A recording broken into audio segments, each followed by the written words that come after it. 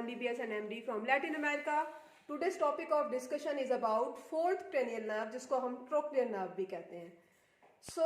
अब देखते हैं कि इसमें हम क्या क्या पढ़ने वाले हैं. इसमें न्यूमोनिक्स बहुत इंपॉर्टेंट है. जो भी नाज मैं आपको पढ़ा रही हूँ उसमें न्यूमोनिक्स बहुत ज़्यादा इंपॉर्टेंस रखते हैं. अगर आप लोग कोर्स वगैरह पढ़ रहे हैं, उसकी लोकेशन देख रहे हैं, जो भी न्यूमोनिक्स मैं आपको बताऊँ उसको अच्छे से फोकस कर लेंगे तो आपको वो नर्व ऑटोमेटिकली याद हो जाएगी. ठीक है, सो लेट्स स्टार्ट.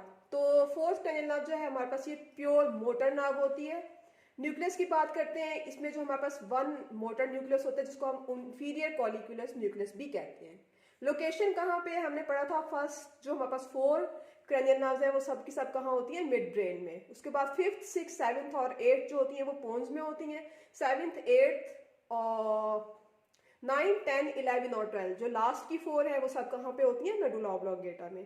तो इसी तरह से जो फोर्थ cranial nerve है ये कहाँ पे होती है? मिड ब्रेन में. Midbrain at the level of inferior colliculus level पे ये मौजूद होती है. अब चलते हैं इसके एस्पेक्ट को पढ़ते हैं. एस्पेक्ट को देखें तो ये डॉर्सल एस्पेक्ट पे होती है. Dorsal aspect of mid brain. ये वाहिद सब की सब जितनी भी 12 cranial nerves है उसमें से ये वाहिद cranial nerve है जो कि डॉर्सल एस्पेक्ट पे मौजूद है. ठीक है, अब हम देखते हैं इसके कोर्स को. कोर्स में न्यूमोनिक है जो कि जब हमने थर्ड cranial nerve पढ़ी थी तो उसमें भी हमने इस न्यूमोनिक को यूज किया था. ठीक है, फर्क ये है कि यहाँ पे आओ था और ये सिर्फ ओ है. ठीक है, पाकिस्तान मुस्लिम लीग ओ सॉफ. ठीक है, उसमें हमने पढ़ा था पाकिस्तान मुस्लिम लीग आओ सॉफ. ठीक है, ए था, यहाँ पे ए नहीं है, ए को हमने कट कर दिया. तो ये न्यूमोनिक है किसका? फोर्थ cranial nerve का. अब देखते हैं कि किस तरह से ये न्यूमोनिक बना है. सबसे पहले ये नर्व जो है ना कहाँ पे मौजूद होती है? पोस्टीरियर क्रैनियल फोसा में. यहाँ से निकल के ये चली जाती है मिडल क्रैनियल फोसा के अंदर. यहाँ से जाती है ये lateral wall of cavernous sinus के अंदर. उसके बाद जाती है ऑर्बिट को ये सप्लाई करती है. किस तरह से? सुपीरियर ऑर्बिटल फ्यूयर के थ्रू ये ऑर्बिट को सप्लाई कर रही होती है. फिर ये नर्व जो जिस मसल को सप्लाई करती है उसको हम कहते हैं सुपीरियर ऑब्लिक मसल. इसको याद रखने के लिए आप SO4 से याद रखेंगे तो आपको याद हो जाएगा कि जो हमारे पास फोर्थ cranial nerve है, ट्रोक्लियर नर्व जो है वो किसको सप्लाई करती है? सुपीरियर ऑब्लिक मसल को. अब ये जो सुपीरियर ऑब्लिक मसल होता है इसका काम ये होता है कि इसने डाउनवर्ड और lateral movement of eye ball के लिए ये रिस्पॉन्सिबल होता है. ठीक है, तो मजीद जो अब नेक्स्ट स्लाइड होगी उसमें हमें देखेंगे कि जब डाउनवर्ड और lateral movement of eye ball जो है वो ये मूवमेंट जो है वो नहीं होती, पेशेंट जो पैरालाइज हो जाता है, तो उसके नतीजे में कौन कौन से डिफेक्ट्स होते हैं और उसको कवर करने के लिए, ओवरकम करने के लिए हमें क्या क्या करना चाहिए. Thank you so much.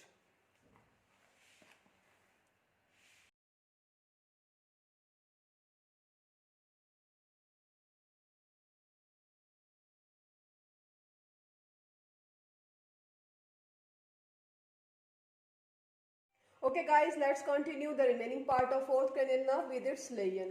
Leyen जब होता है फोर्थ cranial nerve का तो हमने पढ़ा था कि हम इसको SO4 से याद करते हैं. ठीक है, सुपीरियर ऑब्लिक मसल. ठीक है, SO4 फोर्थ cranial nerve. तो इसमें सुपीरियर ऑब्लिक मसल जब पैरालाइज होता है तो उसके नतीजे में होता क्या है कि इंफीरियर ऑब्लिक मसल जो है उसको ओवरकम करने की कोशिश करता है. ठीक है, जब इंफीरियर ऑब्लिक मसल उसको ओवरकम कर लेते हैं तो उसके नतीजे में पेशेंट के अंदर क्या होता है कि अपवर्ड और लैटरल मूवमेंट हो जाती है आई बॉल की, जिसको हम डिप्लोपिया भी कहते हैं. ठीक है, यानी डबल विजन आपको दिखाई देता है. अब डिप्लोपिया को अगर आपने ठीक करना हो, for overcome of diplopia patient do tilting of head. Diplopia को ठीक करने के लिए ना पेशेंट जो है वो अपने सर को टिल्ट करता रहता है. अब इसमें दो कंडीशंस होती हैं कि डिप्लोपिया इंप्रूव किस तरह से होता है और डिप्लोपिया वर्स किस तरह से होता है. डिप्लोपिया इंप्रूव तब होगा जब आप अपने हेड को टिल्ट करते हैं या आप जो है स्टेयर्स चढ़ना शुरू करते हैं, ऊपर जा रहे हैं ना, सीढ़ियाँ चढ़ रहे हैं, तो ये इंप्रूव हो जाता है.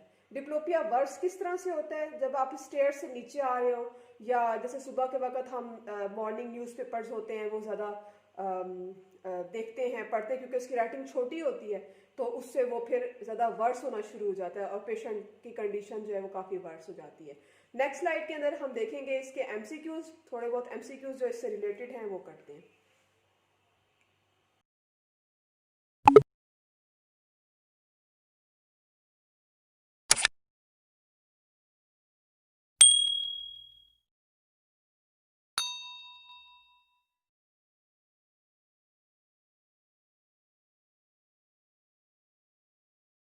Okay guys, let's continue fourth cranial nerve with some MCQs. First MCQ is forehead is supplied by pair option A oculomotor nerve, option B facial nerve, option C abducent nerve, option D supratrochlear nerve. जो forehead को supply कौन करता है? Supratrochlear nerve, ठीक है, और ये paid form में होती है। ओके, सेकंड पे चलते हैं। Patient moved his right I upward, right I को उसने अपवर्ड मूव किया है और टिल्ट भी किया है, ठीक है। His neck to left to avoid diplopia, उसने अपने हेड नेक को भी टिल्ट किया है ताकि वो डिप्लोपिया को अवॉइड कर सके। द मसल डैमेज्ड वाज, जो मसल जो डैमेज हुआ है वो कौन सा है? Option A inferior oblique muscle, option B superior rectus muscle, option C inferior rectus muscle, option D superior oblique SO4। तो ये कौन सा मसल है? हमने पढ़ा था ना डिप्लोपिया का, हेड टिल्टिंग और डिप्लोपिया, ये हमने पढ़ा था SO4 में, ट्रोक्लियर नर्व में, ठीक है। सुपीरियर ऑब्लिक मसल जो है ये डैमेज हुआ है। उसके बाद नंबर 3 पे, paralysis of which nerve would cause diplopia on looking downward, कौन सा मसल है कि जब उस नर्व की पैरालिसिस होती है तो उसकी वजह से डिप्लोपिया हो जाता है जब आप नीचे की तरफ देखते हो? 6th cranial nerve, 5th cranial nerve, 4th cranial nerve और 3rd क्रैनियल नर्व। तो ये कौन सा है? कौन सी वाली क्रैनियल नर्व है? 4th cranial nerve. Option C is correct one. Okay जी, 4th लास्ट MCQ की तरफ चलते हैं। Patient presents with vertical diplopia, head tilting and also difficulty in coming down stairs. The likely nerve damaged is option A 6th cranial nerve, option B 7th cranial nerve, option C 3rd cranial nerve, option D 4th cranial nerve। तो ये कौन सी वाली cranial nerve है? 4th cranial nerve।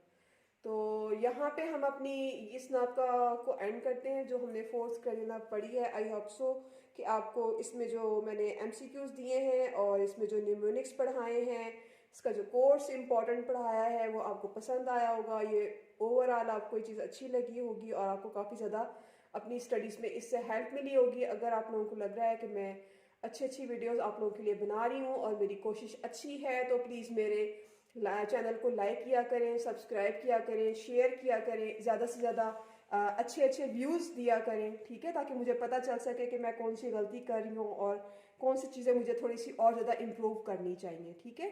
तो मुझे अपनी दुआओं में याद रखें। Thank you so much. Allah हाफिज़।